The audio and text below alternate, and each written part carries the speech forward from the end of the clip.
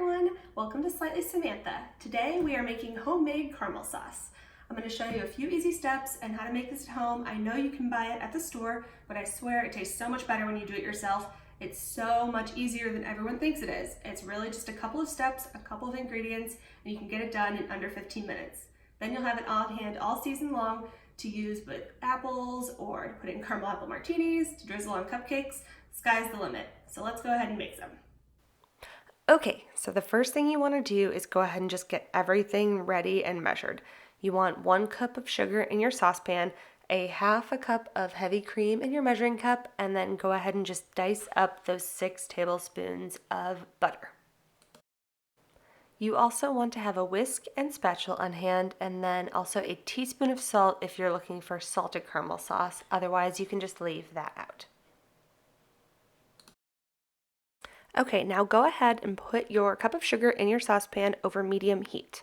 And I set a timer for 6 minutes just so I can kind of keep track. It's going to take that whole time of stirring to get this sugar completely dissolved and caramelized. And you're going to want to continuously keep stirring the whole time. Don't leave it or it'll start clumping up. Probably the first 2 or 3 minutes, it's going to really seem like you're not seeing much happen, but then it's really going to start coming together and you'll start seeing it kind of clump up, but it'll eventually start smoothing out and get to where you want. So as you can see, we're now kind of getting those little clumps that we want to see. That's good news. That means we are making the progress we want.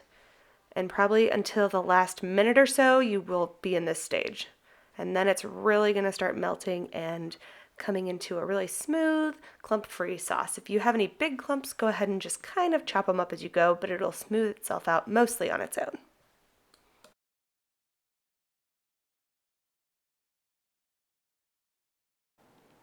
Now you're going to go ahead and get rid of your spatula and trade it in for your whisk and throw in the 6 tablespoons of diced butter that you have, and you're going to want to whisk that immediately. It's going to bubble up kind of crazy, but just keep stirring and eventually the butter is going to incorporate into the sugar and you're going to get a much thicker caramel-like sauce.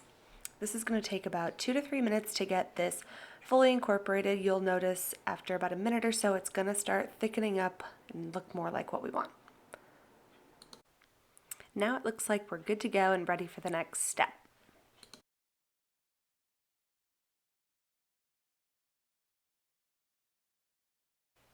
Now you're going to go ahead and add in your heavy cream and begin whisking again immediately like you did with the butter. It doesn't take nearly as long as the butter does to get this all completely mixed in, but it does take about a minute.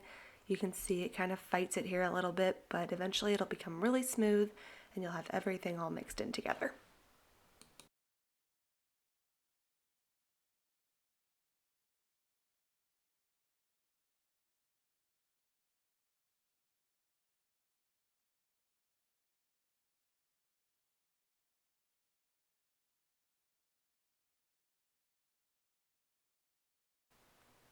Once it is completely mixed in, you're literally just going to let it sit there. As long as it's got a nice little simmer going, you're on the right heat, and you just want to leave it be for 45 seconds. It's very hard to not mess with it, but you just want to let it sit there and bubble up a little bit. And after 45 seconds, then we can go ahead and pull it off of the heat and just let it cool. If you wanted a salted caramel sauce, after it's off the heat is now when you would go ahead and throw in your salt and just mix it in right then and leave it to cool.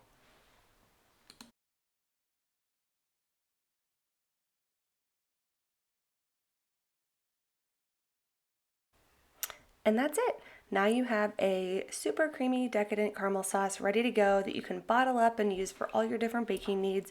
My favorite way to use it is to drizzle it on my cupcakes. To see this full recipe, as well as others, please go to my website, www.slightlysamantha.com, or find us on Facebook and Instagram at Slightly Samantha.